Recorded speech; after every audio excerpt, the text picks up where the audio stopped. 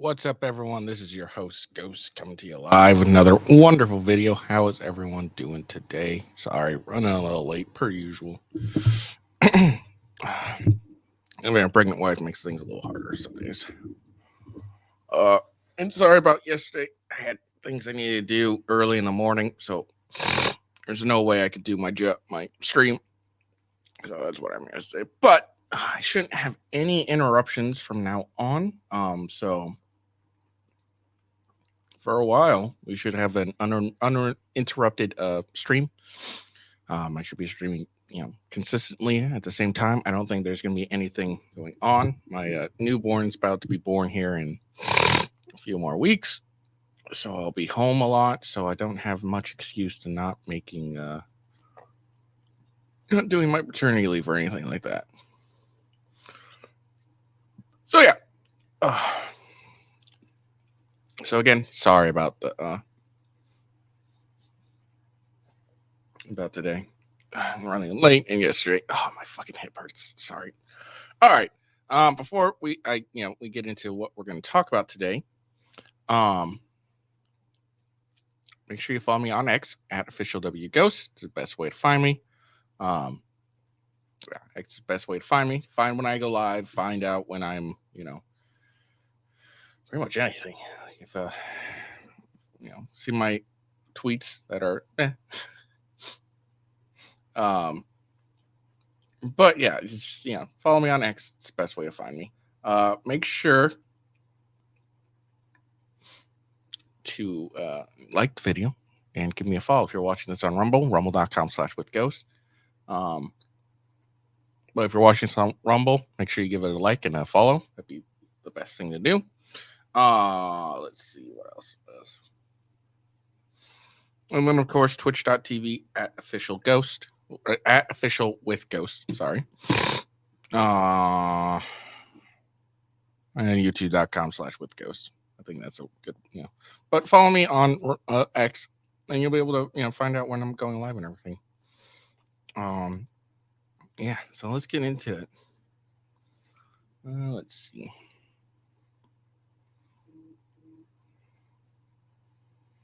Hold on.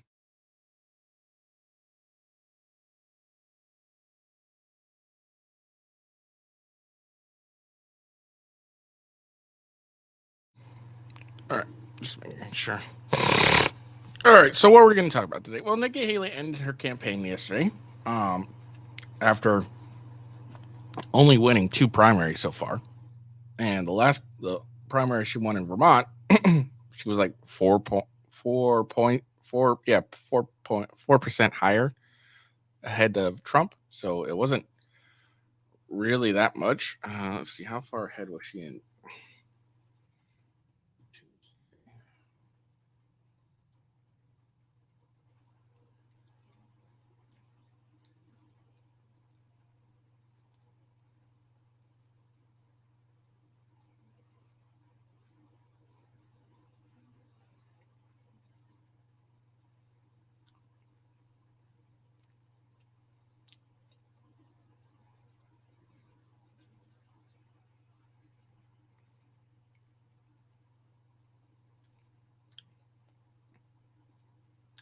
So she won Vermont, and then interesting. And she won a lot in DC.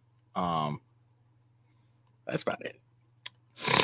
So after her loss in Vermont, or after her loss in the Super Tuesday primary, she finally decided to end her campaign. And she's proven again she is once again a liar. We'll explain why in a little bit. And then also next is some January 6th news. Judges improperly enhanced sentences of more than 100 January 6 rioters. Appeals court rules. So the federal appeals court has ruled that the enhancing that judges did on January 6ers was improper. So we'll see where that goes from there. And then some Texas update. It's kind of funny. It's like pretty much but back to back, pretty much. The federal appeals courts allows Texas immigration law to take an effect. And then a couple days later, like 2 days later, Supreme Court temporarily freezes implementation of Texas immigration law. So we're gonna look at both of those just because it happened so close together. And then Merrick Garland proves that he is also a racist as he speaks to a bunch of black people and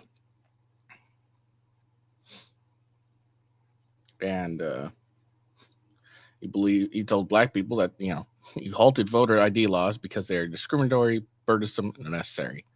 Nah, he just thinks you can't get him. He's a closeted racist. Shocking. And then last but simply not least, there was a fundraiser at a school, and part of it is the students were sucking teachers' toes. I don't get that. So we're going to look into it, and it proves once again why you should remove your kids from public schools, or else you may too find them sucking their teachers' toes. All right.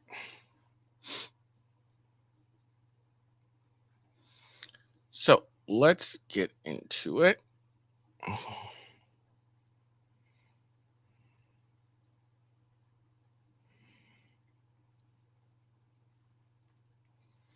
So this is Nikki Haley admitting defeat.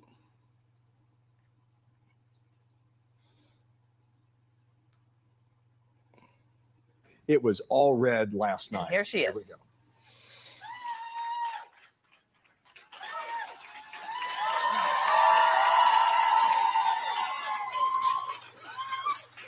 go. Good morning. Just over a year ago, I launched my campaign for president.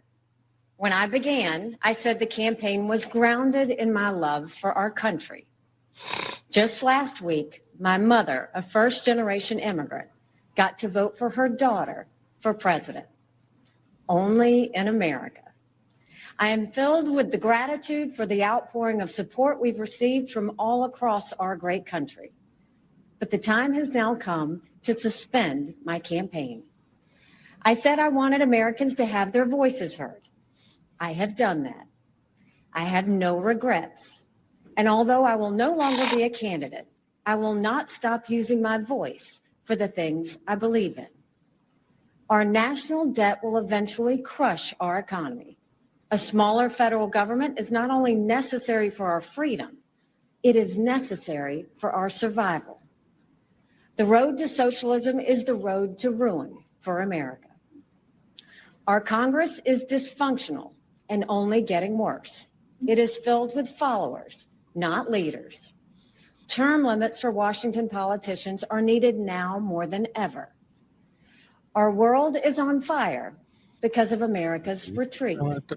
Standing by our allies in Ukraine, Israel, and Taiwan is a moral imperative. All right. First off, Taiwan, yes.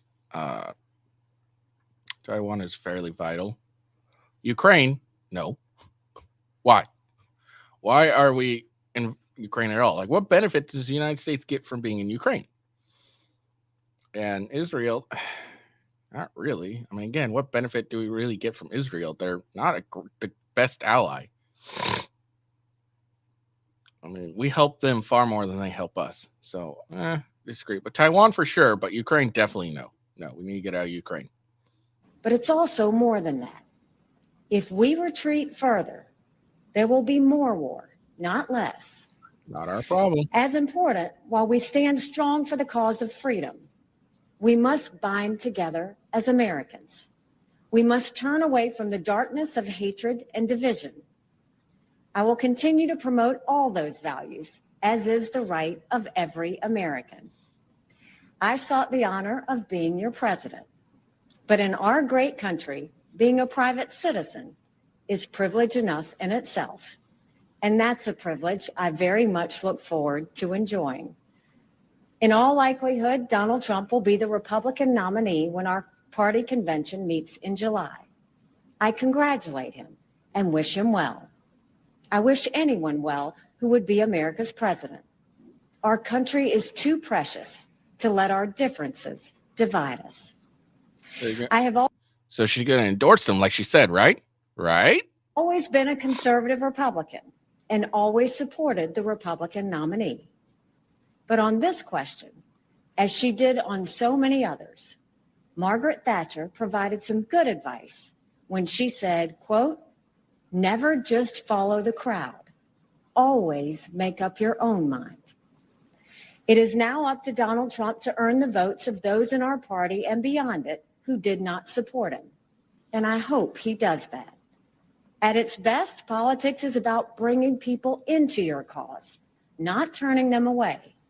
And our conservative cause badly needs more people. This is now his time for choosing. I end my campaign with the same words I began it, from the book of Joshua.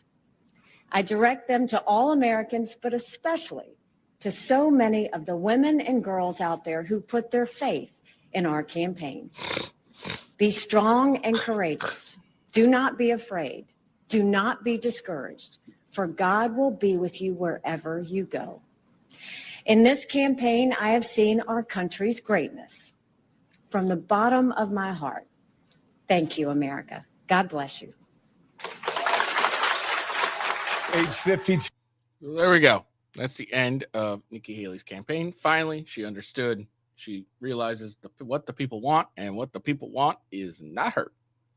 And I'm a dick. It's okay.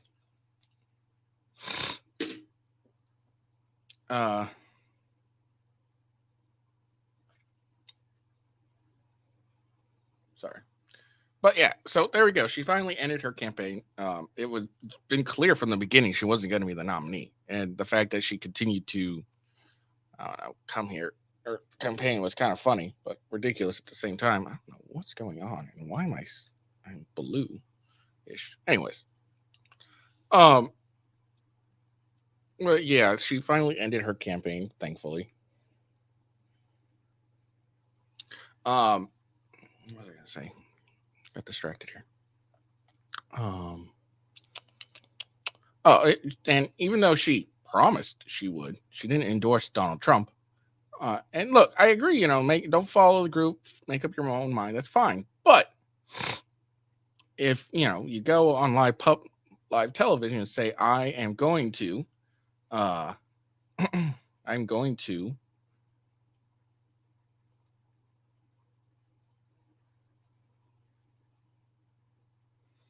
I'm going to endorse Donald Trump if he's chosen to be the nominee, and she doesn't do that because it's very clear she's the choice to be he's the choice to be the nominee.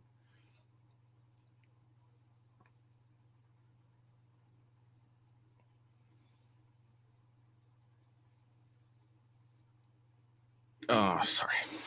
Like by the polls, by the primaries, like she's lost every primary except 2. Like every primary,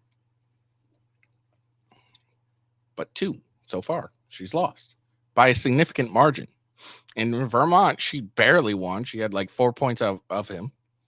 DC, she won by a large margin, but that doesn't really matter because it's DC. No one gives a shit. But it was clear he's going to be the nominee. So why not endorse him like you said you would? No, she doesn't. She's a proven liar. She continues to lie every day. Like during the debates, Vivek pointed her lies out to her, and she's like, "No, that's not true." And I did it live. I fact checked her live, and she got proven lie. She's a proven liar. She says one thing and says another. You can't trust her, and that's why a lot of people don't want to vote for Nikki Haley. And I'm willing to bet a lot of her supporters are just supporters because she's a woman. Like that's what it is. And it's good that she finally understood that. Hey, I'm not going to win this. It wasn't in the cards for me. And honestly, she probably should have seen that a lot further, especially when DeSantis, who was the front runner outside of Trump, decided to drop out and realize, hey, I'm not going to win this. She should have taken that hint too, but she didn't because she's an idiot. Like it wasn't. It would have been one thing if she was fairly close the entire time, and then all the other primaries, and then Super Tuesday she got blown out of the water. It's like, all right, look, this is what it is. I thought maybe I'd have a bit of a chance because I was so close, but I just got blown out of the water. Okay, call it quits. But no, she's been behind him by like a gigantic amount. Like he's been like 60 and she's been like, 5 or something like that. That's not the actual numbers, but it's that kind of margin. And yeah, so she's been so far behind. You would think, earlier she'd be like, all right, this isn't true. And it was funny too, because prior to during Super Tuesday and prior to everything, her supporters were like, "Oh, she won Vermont. She won Vermont. Oh shit, this is the turning point." Blah blah blah blah. And then you look at the rest of Super Tuesday, and Donald Trump's like so far ahead. Like it wasn't even like a contest how far ahead it was. Let's just go and show like how far ahead it was. So let's see. Let's see. So Virginia, she was at 63. She was at 34. North Carolina, 73. She's at 23. Arkansas, 76. She's at 18. Alabama, 83. She was 13. Maine, 71, 25. Massachusetts, 59, 36. Oklahoma, 81, 15. Tennessee, 77, 19. Colorado, 63, 33. Minnesota, 69, 28. Texas was 77. She was 17. California, 78. She was 17. Utah was 56. She was at 42. She was a little close in Utah. And then Alaska, he was 87 and she was 12. And those are like percentages. Like, so let's see. She was only close. Like she was kind of close in Virginia. Kind of close in Massachusetts. A little closer in Colorado. And she was close in Utah. So that was 4. She had 4. She was fairly, like not fairly, but she was kind of close in. She was 30% behind in Virginia. Let's see. And then she was 23 behind in Massachusetts. She was 30 in Colorado. And then she was 14 in Utah.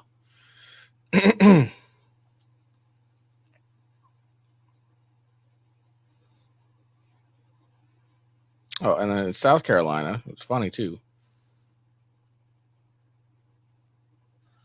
In South Carolina, she's still behind a lot.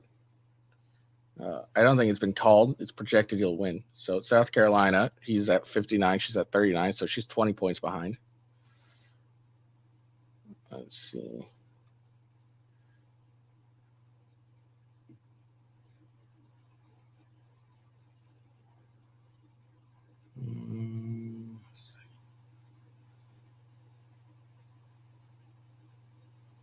Oh yeah. So there we go. So it is what it is. But again, she's just proven to be a liar again. She promises, I will I will endorse Donald Trump if he's the nominee. Doesn't endorse him. And look, you don't have to endorse him. They're like, I'm not saying like you have to endorse him because you're a Republican and he's a Republican. I'm not saying that. I'm just saying that if you're gonna say you're gonna do it, then you should probably do it and show that you're a woman of your word, but you're not. That's all I'm saying. Like, I'm not saying it in the sense of might need to fall in line and blah blah blah blah. I'm just saying that if you're gonna say what you're gonna do, be a person of your word and do what you're gonna say, even if you hate it. That's all I'm saying. Nothing too big.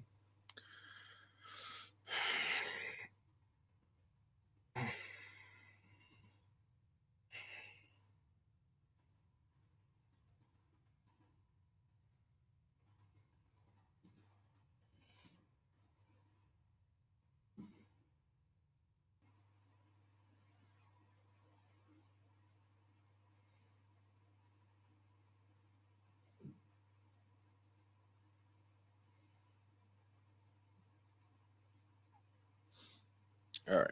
So let's get into this next thing. So judges improperly enhanced sentences of more than 100 January 6 rioters. How many total?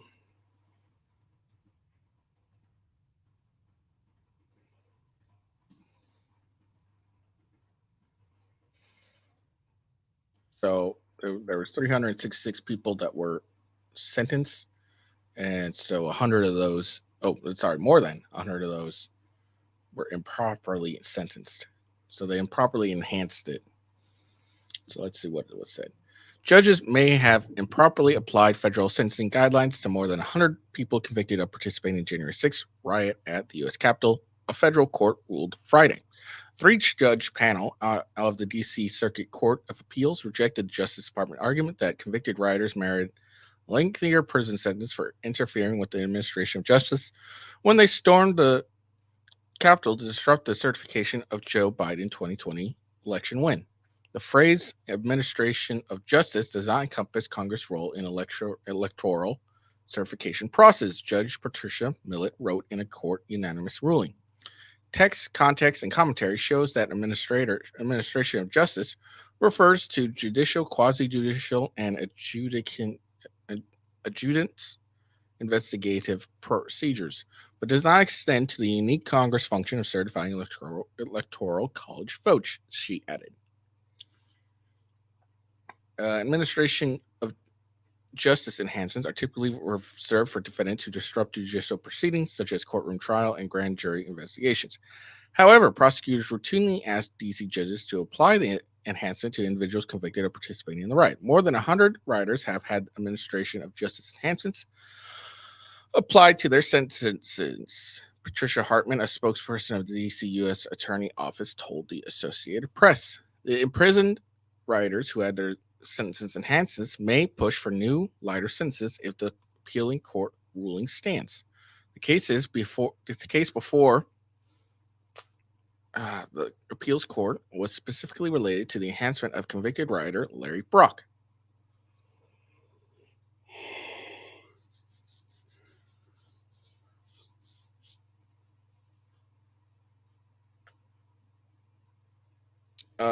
Broad, a retired Army Force officer who stormed the Capitol wearing a military combat helmet and tactical vest, was convicted of felony charge of obstruction of an official proceedings and misdemeanor offenses for his role in the riot. He was sentenced last year to 2 years in prison. Brock interference was one stage of the electoral voting counting process, while no doubt endanger our democratic process and temporarily derailing Congressional constitutional work, did not interfere with the administration of justice. Brock's attorney argued that the misapplied enhancement likely increases client's sentence by about 9 months. The Justice Department is considered to appeal the ruling, according to Hartman. Don't do it. So there we go.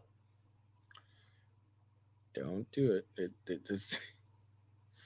Oh my god! They of course they improperly enhanced rulings and stuff. Like of course they did. It's because they didn't really have anything. They really didn't have anything. And this whole they prevented the certification, blah blah blah blah.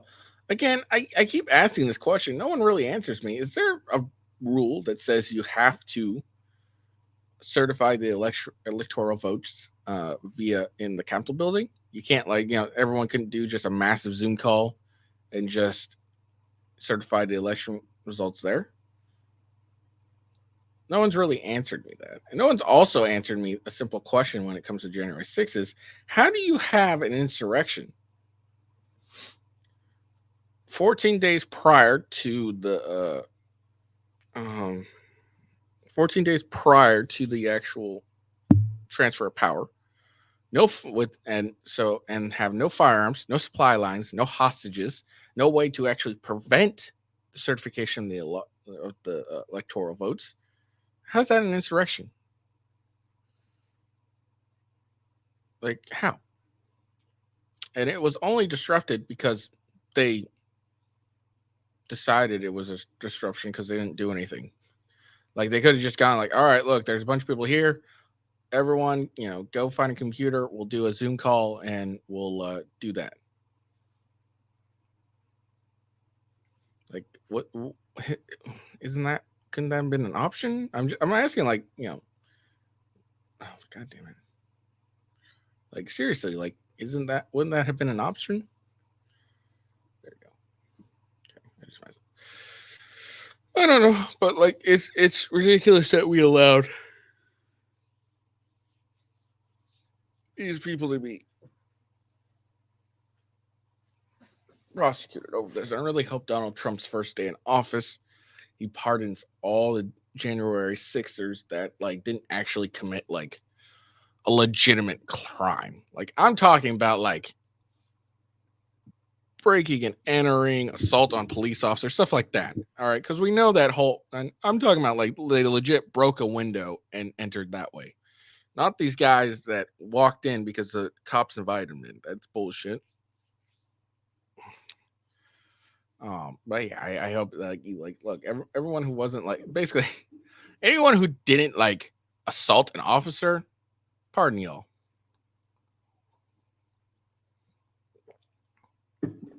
It's ridiculous. All right, moving on.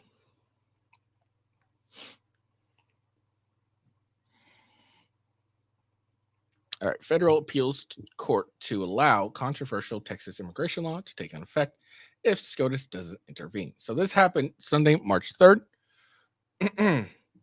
Federal appeals court granted a temporary stay of the lower court's decision to block the enforcement of a controversial Texas immigration law, paving the way for it to go into effect this week if the Supreme Court doesn't intervene. Last week, a federal judge in Austin, Texas, blocked the state government from implementing Senate Bill 4, which would allow state law enforcement authorities to arrest and detain people they suspect of entering the country illegally.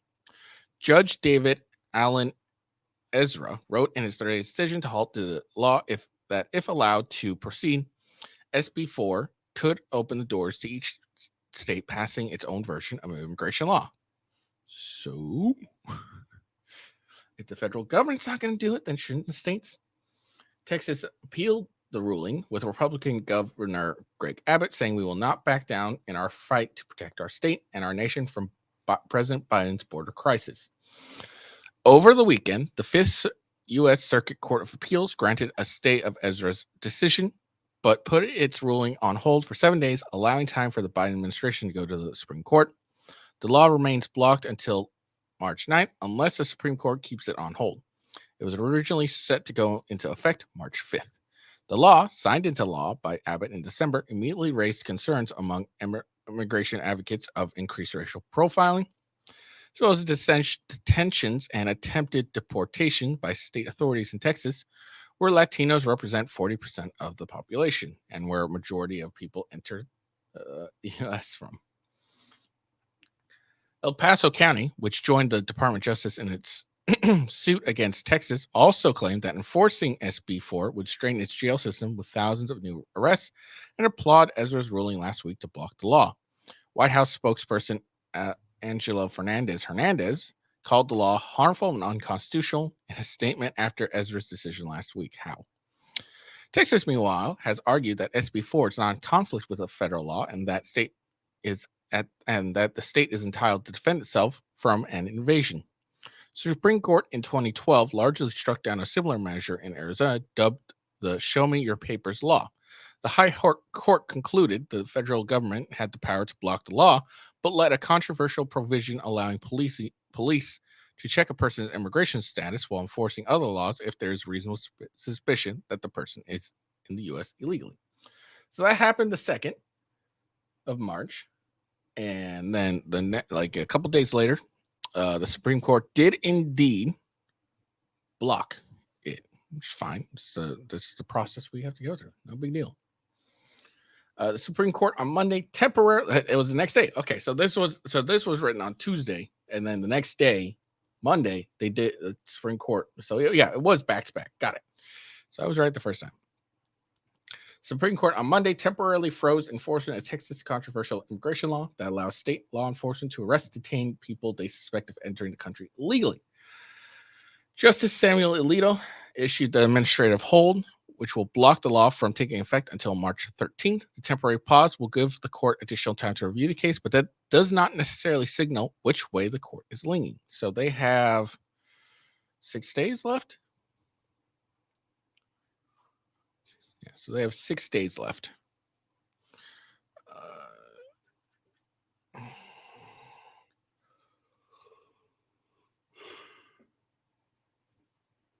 Alito oversees the federal circuit that handled the case. The Biden administration and several immigration groups filed an emergency application with the Supreme Court hours earlier asking the justice to block the enforcement of the law. Without intervention, the law would go into effect on the morning of March 10th.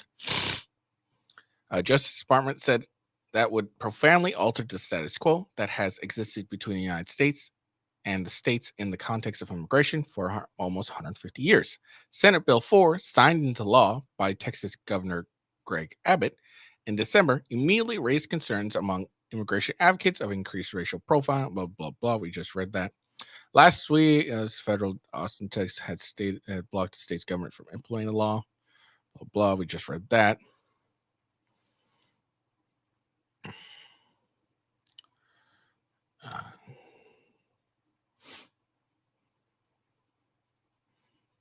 Yeah. So there we go. So there we are. So Texas won, and then the next day they lost. It's all good. Well, they didn't really lose. They just had a temporary stay, which is fine. I mean, you kind of were expecting this regardless. Even if you won that, you were like, oh, yeah, no, I'd definitely end up being a stay. No big deal. It is what it is. What can you do? All right, moving on. Let's go listen to the racist. Merrick Garland. He a racist.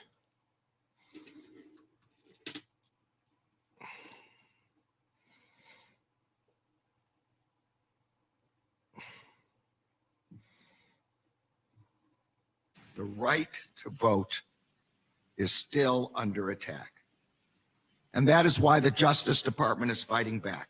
That is why one of the first things I did when I came into office was to double the size of the voting section of the Civil Rights Division. That is why we are challenging efforts by states and jurisdictions to implement discriminatory, burdensome, and unnecessary restrictions on access to the ballot, including those related to mail-in voting, the use of drop boxes, and voter ID requirements. That is why we are working to block the adoption of discriminatory redistricting plans that dilute the vote of Black voters and other voters of color. The right to... Like, it's hilarious. He just assumes that Black people are going to have a hard time getting voter ID laws. Like, it's really funny.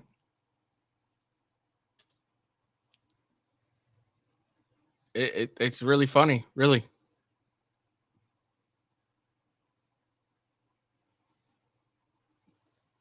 Like, I really don't understand these arguments against voter ID laws. Like, they can get driver's license, can they not? Are they unable to get driver's license? They're able to, buy liquor and stuff and they need a state ID for that.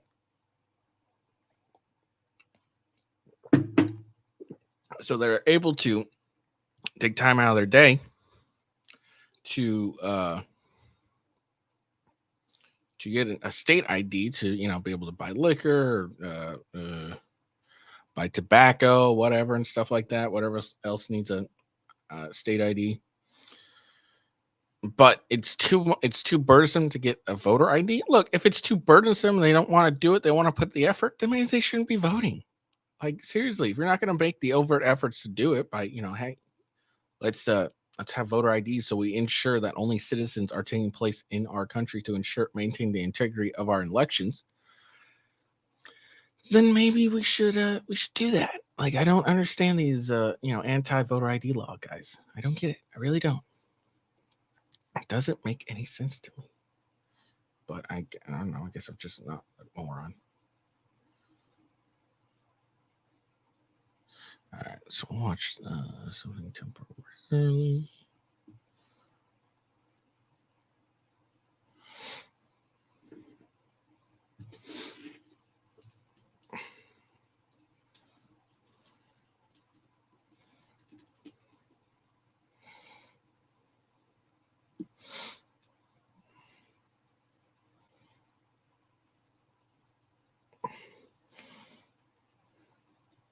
All right, so this is things going viral. Apparently, at school's fundraiser, students were sucking teachers' toes. Like,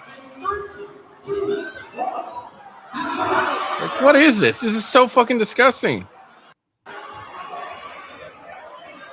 Oh, He is devouring those. how? What the fuck is this?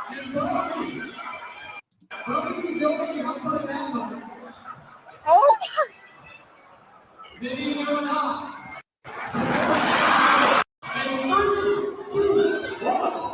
Oh, it's so goddamn disgusting. Like, what the fuck?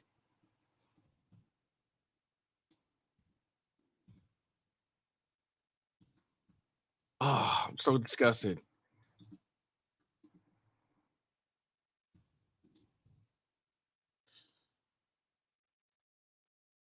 Oh, I'm so fucking grossed out. Oh, oh, oh, oh.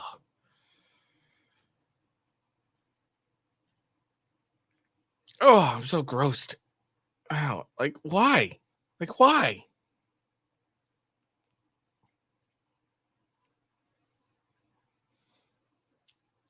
Oh.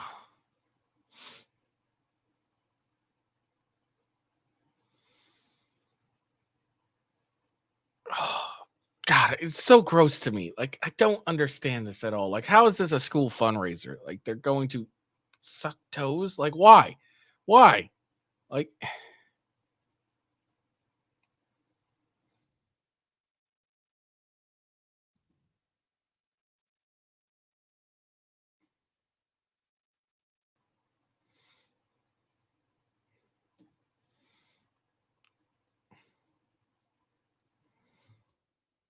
oh.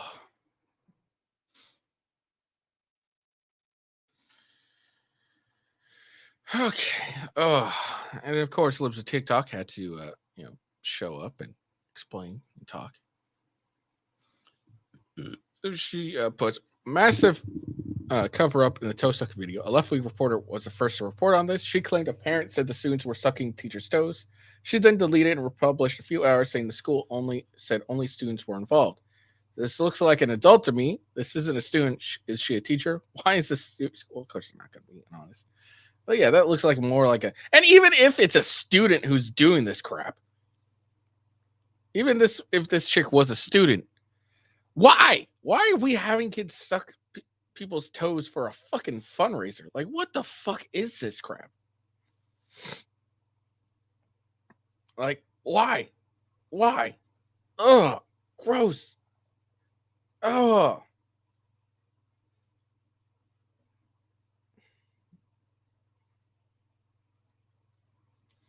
oh,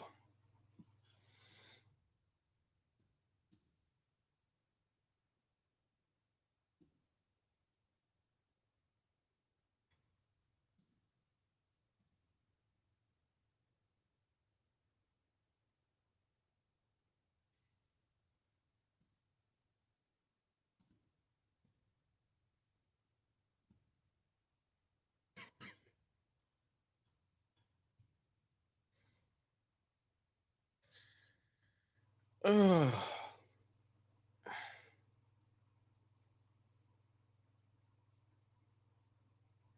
All right. Oh god, I'm so grossed out. Like, I don't understand this. Like, okay, let's look at more of this.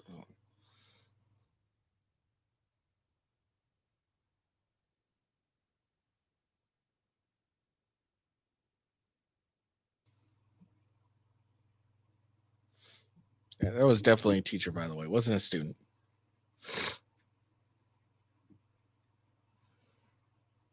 All right, so here's more on this.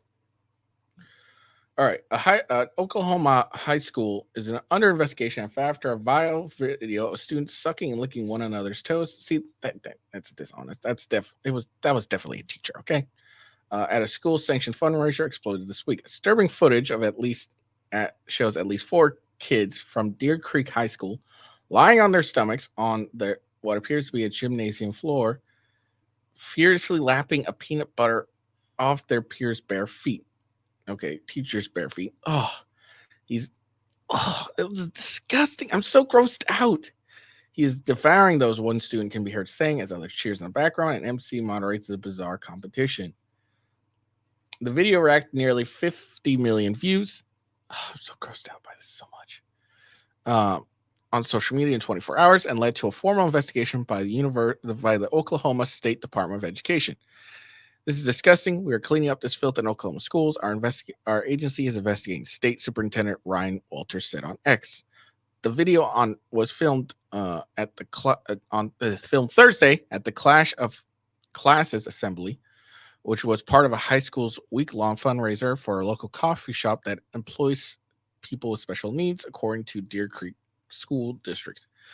Students from 9th to 12th grade volunteered to participate in a plethora of class competitions that their peers paid to attend, including the toe-sucking tournament. Administrations initially applauded students for the involvement in its wonderful week of fundraising, which raised $152,830.33 dollars. But later apologized to its student body and parents. They didn't apologize. They only apologized because the video got out. There's a video circulating on social media of the one activities that involves students only during this assembly that has unfortunately gained national attention. Yeah, I wonder why you're having kids suck people's toes and lick peanut butter off them. What the fuck? District Saturday said in a letter shared to the Post. We want to stress to our community that much of the information occupying this video is inaccurate. However, through this specific game, we fail to uphold the dignity of our students and the proud image of our community. We are responsible to protecting our antlers. I guess that's what their mascots are, and showcase them in a positive light. In regards to this one particular event, we fell short, and for that, we greatly apologize. Thank you for standing with us and helping us to weather the storm and moving forward together. Despite several students eagerly participating in the games, the peanut butter toe licking left others feeling unsettled. Okay, first off, the only inaccuracy I've really heard is, oh, that was actually a student, not a teacher. It's still not better. Like, that doesn't mean it's better. Oh, it's a student. Okay, that's better. No, it's still fucking gross. It was surprising an anonymous student told Fox 25, which originally obtained the video footage.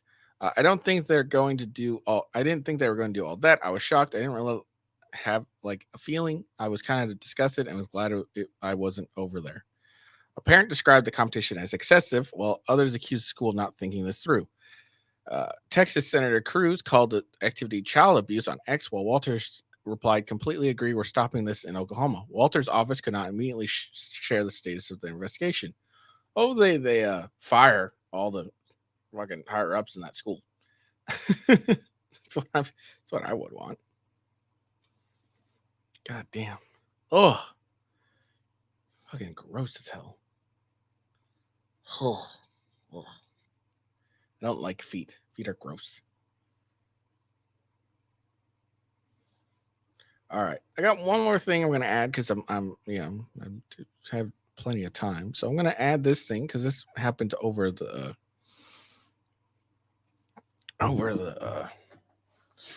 weekend, I think it was. So this guy here, that's his name here, Nima Iyami, claimed he was offered internet fame by two Hollywood executives with stand-up comedian Matt Rife because they had to suck both executives off to sign the contract. Nima claimed he denied the offer, and Rife allegedly was sucking both of the executives simultaneously before Nima left the meeting. So let's listen to this. The dark side of Hollywood is finally being exposed, thanks to one of the true kings of comedy, Cat Williams. You know, before I became wealthy in business, I actually had a somewhat successful career in stand-up comedy. I was on the way up. I was invited to a meeting with some Hollywood executives, along with some now famous comedian, and we were offered the chance for a deal at Online Stardom. But the only way to receive the contract was by sucking both of the execs off. I immediately got up and walked to the door. But before I could even exit, the other comedian was sucking both of their simultaneously. That guy's name was Matt Rife. And that's Alpha King rule number 799. Just because someone is more famous than you, it doesn't mean they're better. They might just be gayer. Yeah. You guys don't know who Matt Rife is. I've covered him a couple times. He was the one who made that joke. If you don't like my comedy, then here's a special needs helmet, blah, blah, blah, blah. Now, this sounds pretty fucked up. This sounds pretty disgusting. This sounds pretty gross, right? I just have one question. Why are you naming Matt Rife and not the executives? I'm like, okay, sure, yeah. Let's say this is true. Matt Rife did this. Okay, cool. Why are you naming Matt Rife but not the executives? Because, if this was a woman, this would be a Me Too situation, would it not?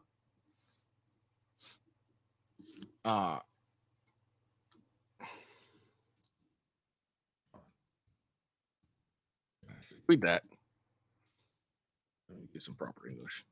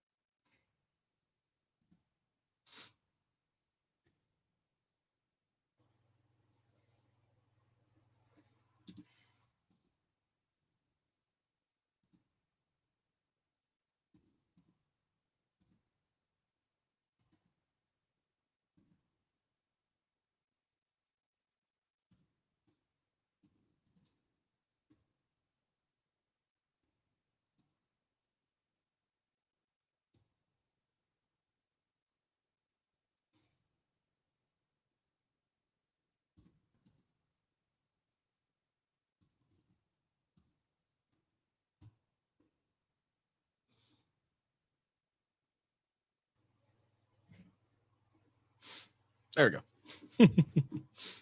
Sorry. The dark Taking a side of second to Hollywood is finally figure out being how I'm exposed. I was gonna word that, but yeah. So like I just tweeted, if Matt Rife was a woman, this would be a Me Too situation, easy. So let's put the same standard we always put on women. Name the executives, and hold on. Properly punctuate this shit. Whatever. Is there a net? We're never.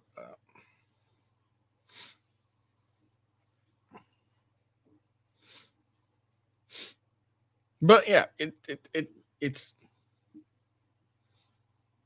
like, why? Like, why? One, what does this have to do with anything? Like, it's got alpha. What was it?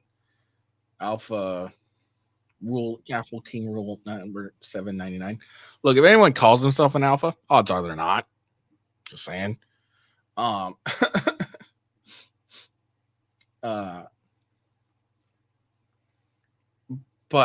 and I'm not blaming this dumb Luke guy for reporting on the story. No big at all. But I'm blaming this Nima Yamini guy.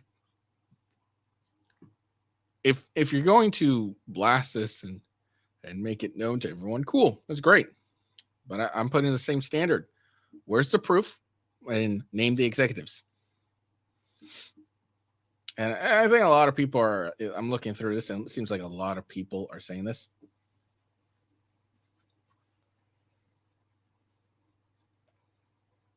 They're kind of pointing this at all at the same. Like, yeah.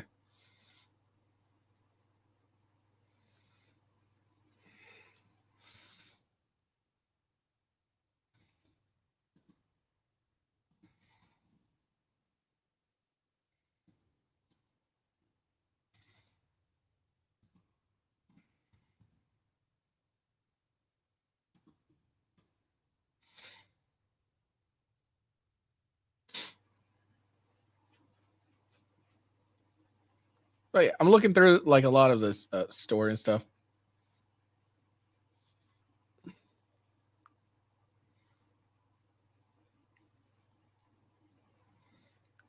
And I'm glad. I'm glad a lot of people aren't just automatically buying into this and they're asking a simple questions like if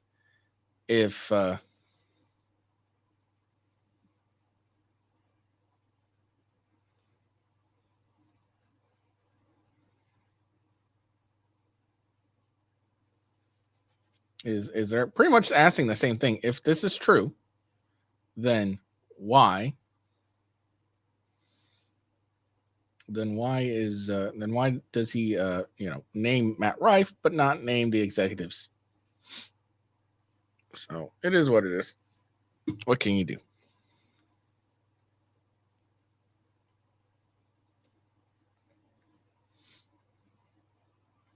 For what can you do? Well, yeah, I don't believe it for a second. I like Matt Rife. I think he's fucking hilarious. Dude makes me laugh like a motherfucker. But that's not why I don't believe it. I don't believe it just because I like the guy. I don't believe it because of what I've stated is he names Matt Rife, but doesn't name the executives. And where's your proof in all this? Like, where's your proof in all this? I'm just putting the same standards I put on women. I am a equal opportunity disbeliever. So there we go. So that's all I got for you guys today. Like I said, in a couple weeks, I will be on paternity leave.